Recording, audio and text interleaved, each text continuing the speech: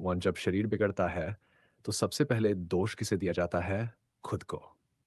तुम आईने में देखती हो और मन ही मन तय कर लेती हो कि कहीं न कहीं तुम ही गलत हो। शायद तुम ठीक से खा नहीं रही, शायद तुम आलसी हो, शायद तुम अनुशासन नहीं रख पा रही और यही सोच तुम्हें भीतर से तोड़ने लगती है। लेकिन आज मैं तुम्हें एक बात बहुत साफ शब्दों में कहने आया हूँ, तुम्हारा शरीर तुम्हें सज़ा नहीं दे रहा, वह सिर्फ़ खुद को बचा रहा है। आयुर्वेद में शरीर को मशीन नहीं माना गया, उसे एक जीवित चेतना माना गया है। एक ऐसा साथी जो तुम्हारे साथ-साथ चलता है, तुम्हें संकेत देता है, तुम्हें चेतावनी देता है। लेकिन जब ये संकेत बार-बार अनसुने कर दिए जाते हैं, तब शरीर बोलना बंद कर देता है और निर्णय लेना शुरू कर देता है। जब बाल गिरने लगते हैं, जब ऊर्जा लगातार गिरती जाती है, जब वज़न बढ़ता है या रुक जाता है, जब मासिक धर्म में प्रवाह कम हो जाता है, तो ये बीमारी नहीं होती। ये शरीर का आखिरी संदेश होता है। शरीर कह रहा होता है, मैं थक चुका हूँ। तुम रोज़ अपने शरीर से कुछ न कुछ छीन रही हो। नींद, भूख, शांति, समय। और बदले में तुम उससे अपेक्षा कर रही हो कि वह चमकता रहे, हल्का रहे, संतुलित रहे।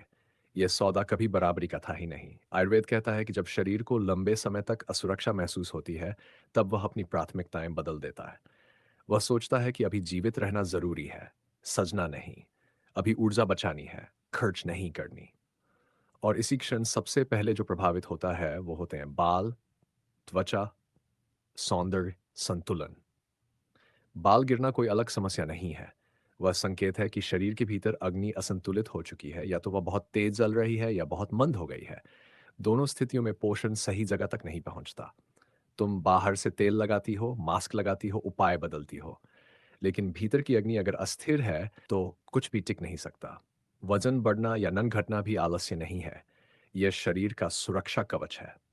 जब शरीर को लगता है कि आगे भूख, तनाव या अस्थिरता आने वाली है, तो वह वसा को रोक कर रखने लगता है। यह उसकी बुद्धिमानी है, तुम्हारी असफलता नहीं। मासिक धर्म में कम प्रवाह अक्सर स्त्री को डराता है, लेकिन आयुर्वेद इसे डर की तरह नहीं, संकेत की तरह देखता है। यह बताता है कि रक्त धातु कमजोर हो रही है या अपान वायु ठीक से अपना काम नहीं कर पा रही। यह कोई अचानक हुआ परिवर्तन नहीं होता। यह महीनों की अनसुनी थकान का परिणाम होता है। तुम सुबह उठती हो और दिन शुरू हो जाता है, लेकिन क्या शरीर सच में जाग पाया होता है, या तो बस तुम उसे खींचकर खड़ा कर देती हो? आयुर्वेद में दिनचर्या सिर्फ नियम नहीं होती, वह शरीर को आश्वासन होती है कि हाँ, आज भी समय पर भोजन मिलेगा। हाँ, आज भी विश्राम मिलेगा। हाँ, आज भी शरीर सुरक्षित है। लेकिन जब दिनचर्या टूटती है, तो सबसे पहले शरीर डरता है, और डर में शरीर सौंदर्य नहीं बचाता, वह जीवन बचाता है। तुम सोचती हो कि तुम कम खा रही हो, इसलिए वजन नहीं घट रहा। लेकिन सच यह है कि तुम कम खाकर शरीर को और डरा रही हो। डरा हुआ शरीर कभी हल्का नहीं होता। आयुर्वेद कहता है, शरीर को सुधारने के लिए उसे लड़ाई नहीं, भरोसा चाहिए। जब तक तुम अपने शरीर से युद्ध करती रहोगी, वह रक्षा करता रहेगा। जब तुम उसे समझना शुरू करोगी, वह सहयोग करना शुरू करेगा। आज की स्त्री सबसे ज्यादा मेहनत अपने शरीर को ठीक करने में नहीं, उसे चुप कराने में करती है। कॉफ़ी से थकान दबाती है, मीठे से भावनाएँ दबाती है, मोबाइल से बेचैनी दबाती है और फिर कहती है, मेरा शरीर साथ नहीं दे रहा। शरीर हमेशा साथ देता है, बस हम उसकी भाषा भूल चुके हैं। आयुर्वेद में कहा गया है कि स्त्री का शरीर सबसे पहले मन से टूटता है, और मन टूटता है जब वह सुना नहीं जाता। तुम्हारा मन कब से कह रहा है, थोड़ा रुक जाओ, लेकिन तुम रोज़ उसे आगे धकेल देती हो, और फिर जब शरीर रुकता है, तो तुम चौंक जाती हो। ये वीडियो तुम्हें डराने के लिए नहीं है, ये तुम्हें दोष मुक्त करने के लिए है, क्योंकि जब तक अपराध बोध रहेगा, तब तक संतुलन नहीं आएगा। शरीर को सुधारने की शुरुआत उपायों से नहीं होती, वह शुरुआत होती है समझ से, स्वीकृति से। और यही से आगे हम बात करेंगे कि शरीर किन छोटी-छोटी आदतों से टूटता है और किन सूक्ष्म बदलावों से फिर से संतुलन में। शरीर टूटता है, तो वह एक दिन में नहीं टूटता, वह रोज़ थोड़ा-थोड़ा पीछे हटता है। और सबसे खतरनाक बात यह होती है कि ये पीछे हटना दिखाई नहीं देता। बस एक दिन अचानक लगता है, बाल बहुत गिर रहे हैं, ऊर्जा नहीं बची, वजन जिद्दी हो गया और मासिक धर्म वैसा नहीं रहा। लेकिन अगर पीछे जाकर देखा जाए, तो शरीर बहुत पहले संकेत दे चुका होता है।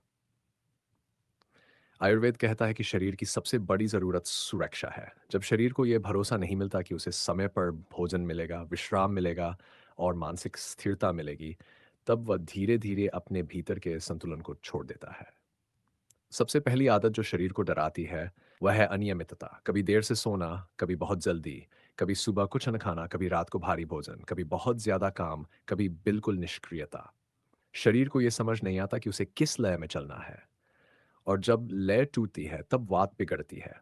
वात सिर्फ गैस या सूखापन नहीं है, वात गति है, संचार है, नसों का संवाद है। और जब वात असंतुलित होती है, तब सबसे पहले बालों की जड़ें कमजोर पड़ती है, नींद हल्की हो जाती है, मन बेचैन रहने लगता है। तुम सोचती हो कि बाल गिर रहे हैं, इसलिए तेल बदलो। लेकिन असल में जड़ में समस्या यह है कि वात को स्थिरता नहीं मिल रही। दूसरी आदत जो शरीर को भीतर से कमजोर करती है, वह है भोजन के साथ भावनाओं का उलझाव। कभी भूख नहीं है, फिर भी खाना। कभी भूख है, फिर भी नन खाना। कभी तनाव में मीठा, कभी थकान में चाय। आयुर्वेद में भोजन को सिर्फ पेट भरने का साधन नहीं माना गया, वह ऊर्जा का अनुबंध है। जब तुम बिना भूख के खाती हो तो अग्नि भ्रमित होती है, और जब भूख में नहीं खाती तो अग्नि निराश होती है। भ्रमित और निराश अग्नि कभी संतुलन नहीं बना सकती। यही कारण है कि बहुत सी स्त्रियां कम खाकर भी वजन नहीं घटा पाती, क्योंकि अग्नि को लगता है कि यह समय भरोसे का नहीं है, और वह वसा को पकड़ कर रखती है। तीसरी आदत जो सबसे ज्यादा नुकसान करती है, वह है मन की उपेक्षा। दिन भर खुद से एक भी सवाल नहीं। मैं कैसा महसूस कर रही हूँ? मैं थकी हूँ या सिर्फ आलसी नहीं बनना चाहती? मैं सच में भूखी हूँ या बस आदत से खा रही हूँ? मन को जब लगातार दबाया जाता है, तब पित्त असंतुलित होता है। पित्त सिर्फ गर्मी नहीं है, पित्त निर्णय शक्ति है, रूपांतरण है। और जब पित्त बिगड़ता है, तब चिड़चिड़ापन, जलन, त्वचा की समस्याएं और मासिक धर्म की गड़बड़ियां शुरू होती हैं। बहुत सी स्त्रियां कहती हैं, मेरा चक्र समय पर आता है लेकिन प्रवाह कम है। आयुर्वेद में इसे सिर्फ शारीरिक नहीं माना जाता। ये संकेत है कि शरीर ने भीतर से कुछ रोका हुआ है। अक्सर ये रोक भावनात्मक होती है। किसी बात को दबाना, किसी इच्छा को टालना, किसी थकान को न मानना। अपान वायु का काम है छोड़ना, निकालना, प्रवाह देना। और जब सत्री जीवन में बहुत कुछ रोक कर रखती है, तो शरीर भी रोकना सीख जाता है। चौथी आदत जो बहुत सामान्य है लेकिन सबसे खतरनाक, वह है लगातार तुलना। किसी और का शरीर, किसी और की ऊर्जा, किसी और की गति। आयुर्वेद में हर शरीर की प्रकृति अलग मानी गई है। किसी की गति तेज है, किसी की धीमी, किसी को जल्दी संतुलन मिलता है, किसी को समय लगता है। जब तुम अपने शरीर को किसी और के पैमाने से नापती हो, तो तुम उसके साथ अन्याय करती हो, और अन्याय से शरीर कभी सहयोग नहीं करता। तुम्हें यह समझना होगा कि शरीर सजा नहीं दे रहा, वह प्रतिक्रिया दे रहा है। रोज देर रात तक जागना और सुबह उठते ही थकान महसूस करना, ये कोई छोटी बात नहीं है। यह संकेत है कि कफ को स्थिरता नहीं मिल रही। कफ सिर्फ भारीपन नहीं है, कफ सुरक्षा है, स्थिरता है, सहन शक्ति है। जब कफ कमजोर होता है, तब ऊर्जा टिकती नहीं, मन जल्दी टूटता है, और शरीर खुद को संभालने के लिए वजन बढ़ा लेता है। अक्सर स्त्रियां कहती हैं, मैं कुछ भी करूं, वजन वहीं का वहीं है। सच यह है कि शरीर अभी भरोसे की स्थिति में नहीं आया, वह अभी भी खतरे की आशंका में है, और जब तक खतरा महसूस होगा, वह जमा करता रहेगा, छोड़ नहीं पाएगा। आयुर्वेद का समाधान कभी अचानक नहीं होता, वह धीरे धीरे भरोसा लौटाने की प्रक्रिया है। शरीर को फिर से ये याद दिलाना कि उसे समय पर भोजन मिलेगा, उसे विश्राम मिलेगा, उसे दोष नहीं दिया जाएगा, और सबसे जरूरी, उसे सुना जाएगा। अक्सर सबसे बड़ा परिवर्तन किसी औषधि से नहीं, किसी एक आदत बदलने से आता है। जैसे भूख लगने पर ही भोजन, नींद को टालना नहीं, थकान को कमजोरी न मानना, और अपने शरीर से रोज थोड़ी देर बात करना। ये सब बहुत साधारण लगता है, लेकिन आयुर्वेद में साधारण ही सबसे गहरा होता है। अब सवाल यह नहीं है कि शरीर क्यों बिगड़ा, अब सवाल यह है कि शरीर को फिर से कैसे विश्वास दिलाया जाए। आयुर्वेद कहता है कि शरीर किसी आदेश से नहीं बदलता, वह अनुभव से बदलता है। जब उसे बार बार यह अनुभव होने लगता है कि अब खतरा नहीं है, अब दबाव नहीं है, अब युद्ध नहीं है, तब वह धीरे धीरे अपने निर्णय बदलता है।